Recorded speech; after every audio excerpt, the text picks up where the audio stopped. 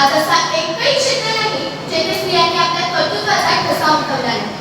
शिक्षण, राजकारण, क्रीडा, विज्ञान, व्यापार अशा सर्व क्षेत्रात महिला पुरुषांच्या खांद्याला खांदा लावून काम करत आहेत. राष्ट्रपती पदापासून ते अंतराळवीरापर्यंत, कॉर्पोरेट कंपन्यांच्या सीईओ पदापासून ते देशाचे संरक्षण करणाऱ्या सैनिकांपर्यंत महिलांनी आपली योग्यता सिद्ध केली आहे. एवढेच नव्हे तर स्त्री घराची जबाबदारी आणि नोकरी अत्यंत सक्षम. स्त्रीचे आयुष्य कसे असते हे त्यात सांगितले आहे.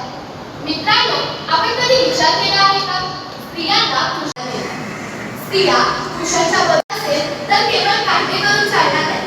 आपल्याला आपली मानसिकता बदलायला हवी. तिला एक स्वतंत्र व्यक्ती म्हणून आदर दिला पाहिजे. तिला तिचे स्वतंत्र निर्णय घेण्याचे स्वातंत्र्य दिले पाहिजे.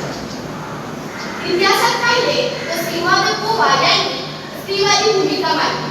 तसेच त्यांचे द सेकंड सेक्स हे स्त्रीवादी विचारांमध्ये पायाभूत ग्रंथ मानला जातो. इतिहासात पुरुषांना मुख्य मानून स्त्रियांना कसे दुय्यम ठरवले गेले याचे सखोल विश्लेषण त्यांनी आपल्या लेखनातून केले आहे. आजही आपण त्यांचा हक्क आणि सन्मान देत नाही तोपर्यंत खऱ्या स्वातंत्र्याला काही समाजाची निर्मिती करायची असेल तर महिलांचे सक्षमीकरण अत्यंत गरजेचे आहे.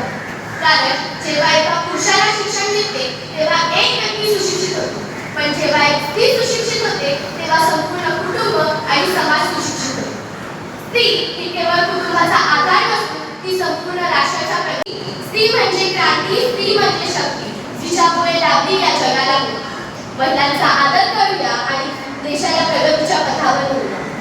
आपल्या देशाचा पूर्ण विकास तेव्हाच होईल जेव्हा प्रत्येक स्त्रीमुळे मुक्त वाटा. ती महिलांचा आदर हा केवळ भाषणापुरता मर्यादित न ठेवता तो आपल्या दैनंदिन जीवनात आणि वर्तनात आणला. एवढे बोलून मी माझे बोलणे थांबवते. मला माझे विचार मांडण्याची संधी दिली